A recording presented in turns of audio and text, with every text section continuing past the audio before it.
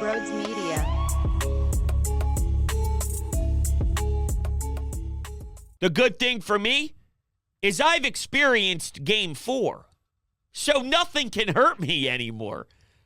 I've already felt the worst I could feel, and I mean that. That beat me down more than any loss that I can ever remember, which is odd because there have been bigger moments where teams fell, losing in the Super Bowl when you were up double digits. There's been worse losses, but none have affected me as brutal as Game 4. Therefore, coming out flat in Game 6 at home, whatever. That's the honest truth on how I feel right now as we sit here 20 minutes after the game is over. Whatever. I'm numb to it. Now, the series isn't over. I love Ranger Suarez. The guy has onions.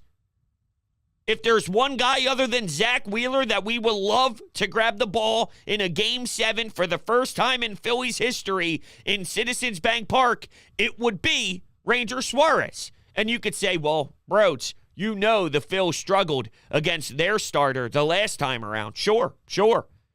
But Aaron Nola also shoved the last time around.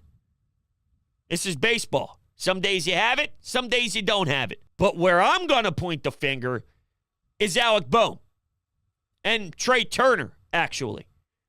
Because that first inning, when they walk Kyle Schwarber and Bryce Harper, they made it very clear what the agenda was.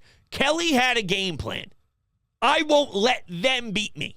Oh, also Nick Castellanos, I can't let him off the hook. He's ice cold. Normally, I like to use that phrase in a positive.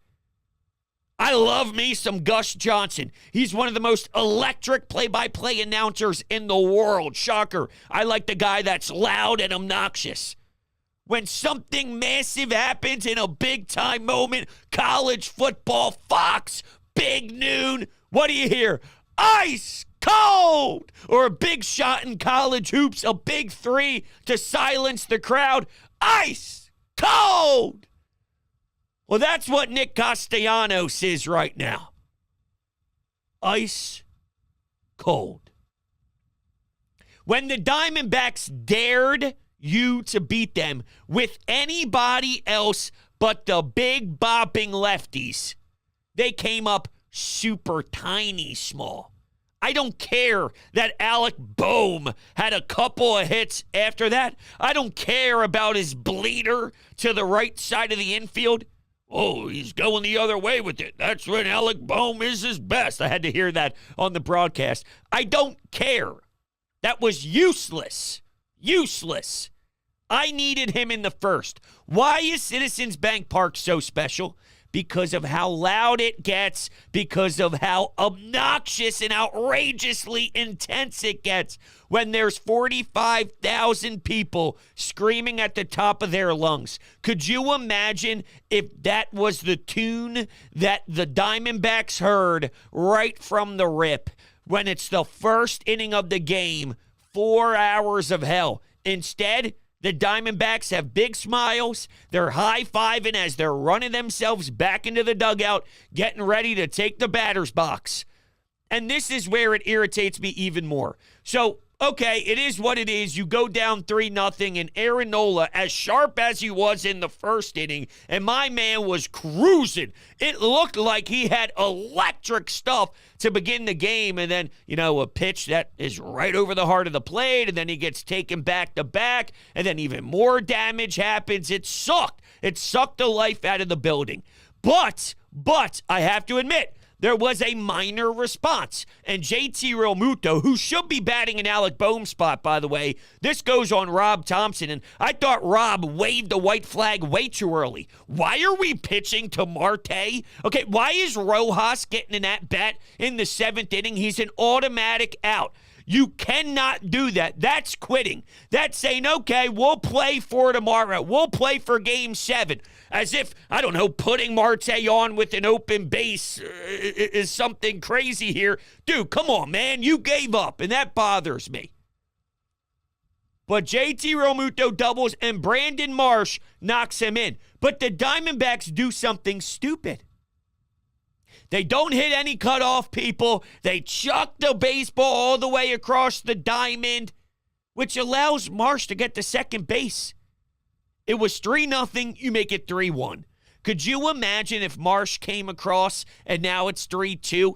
One-run ball game, totally different. The building is back into it. Instead, Trey Turner with one of the worst at-bats I've ever seen in my life, swinging at things that weren't even close. First pitch swinging at a breaking pitch that was in the dirt. It was one of the least competitive at-bats ever, and he's just too smart of a baseball player to be doing that. He's been scorching this postseason. How is somebody who's doing so well looking so foolish in such a high-pressured spot? I don't get it. You'd think you'd be more calm than that. Did the moment get too big where you got too anxious and you just let it fly? The game should be slowed down for a talent like Trey Turner. Yet he's just being goofy up there, and it killed any sort of possible momentum. What are you going to do? The game almost put me to sleep.